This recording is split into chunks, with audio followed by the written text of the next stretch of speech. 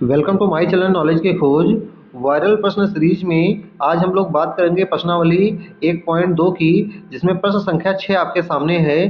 तो चलिए पढ़ते हैं और देखते हैं कि इसमें हमें कैसे हल करना है। तो जैसा कि आप अपनी स्क्रीन पर देख पा रहे हैं, व्याख्या कीजिए कि 7 गुणे 11 गुणे 13 गुणे 13 प्लस 13 और 7 गुणे 6 गुणे 5 गुणे 4 गुणे 3 गुणे 2 गुणे 1 प्लस 5 भाज्य संख्याएं क्यों हैं। अब हमें बताना है कि आखिर ये भाज्य संख्याएं क्यों हैं। तो बताने के लिए इसमें अगर हम देखें तो हमें दो संख्या नज़र आ रही है। एक संख्या हमारी ये नज़र आ रही है और एक संख्या हमारी यहाँ से लेकर यहाँ तक नज़र आ रही है। ये आपके पेपर में 2 नंबर के लिए बहुत इम्पोर्टेंट है, 2 मार्क्स के लिए ये आपके पेपर में इम्पोर्टेंट है। अगर आएगा तो ये आपका 2 मार्क्स दिलाएगा। तो चलिए हम बात करते हैं कि कैसे इसको हम हल करेंगे। तो जैसा कि हमने बताया कि इसमें 2 संख्याएं हैं, तो सबसे पहली संख्या अगर हम लेते हैं तो पहली संख्या हमारी हो जाएगी, पहली संख्या, इधर हमने पहली संख्या लिख दिया, इधर हमने दूसरी संख्या लिख दिया। अब आइए हम बात करते हैं कि इसको हम सॉल्व कैसे करेंगे। तो सॉल्व करने के लिए पहली संख्या को हम लिखते हैं। पहली संख्या हमारी हो जाएगी जो कि कितनी दी हुई है, 7 गुणे 11 गुणे 13 प्लस 13। अब अगर हम देखें तो यहाँ हमें 2 पद नज़र आ रहे हैं, एक पद हमारा यहाँ नज़र आ रहा है, एक पद हमारा यहाँ नज़र आ रहा है। तो इन दोनों पदों के बीच में हम कॉमन ले सकते हैं। कोई संख्या हमें कॉमन नज़र आ रही है जिसको हम कॉमन ले सकते हैं। तो पहली संख्या को हमने लिख दिया। अब इसमें में से हमें कॉमन लेना है, जो कि हम कॉमन ले सकते हैं। कॉमन हमारा हो जाएगा, क्या कॉमन है, जो कि 13 हमारा यहाँ पे कॉमन हो जाएगा। 13 को हमने कॉमन ले लिया तो बचा कितना, 7 गुणे 11 गुणे 1 और प्लस जब इधर कॉमन ले लिया तो 1 बचा।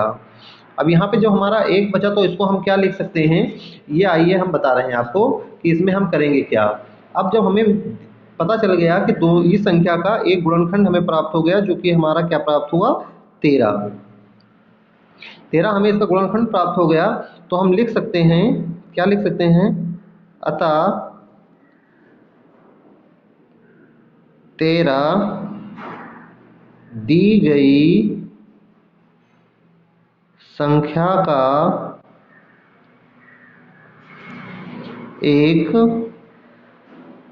गुणनखंड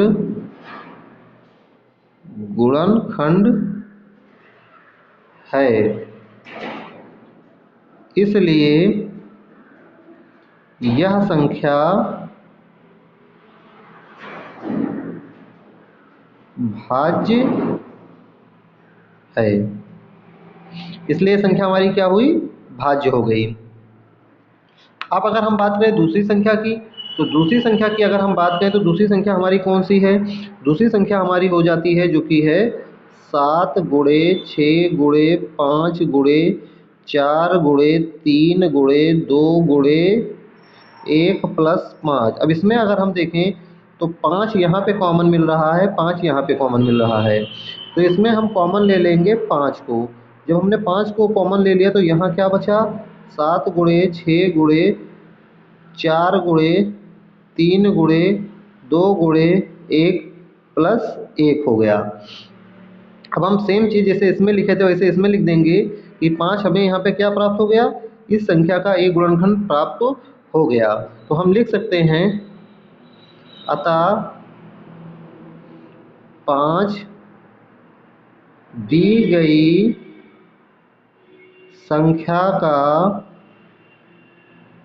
एक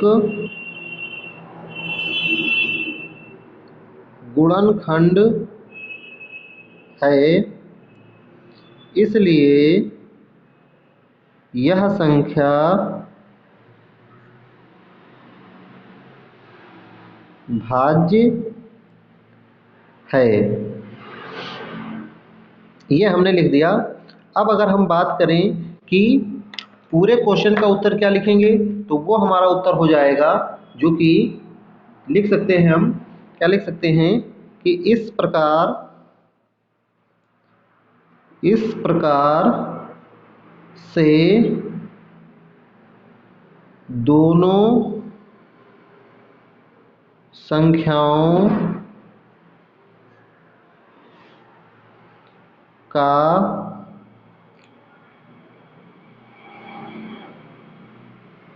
गुणनखंड दोनों संख्याओं का गुणनखंड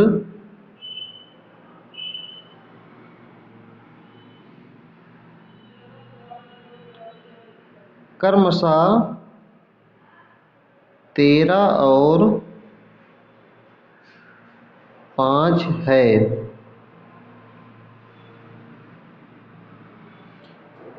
इसलिए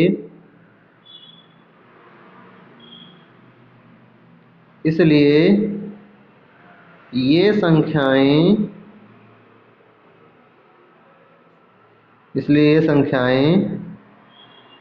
भाज्य संख्याएं हैं।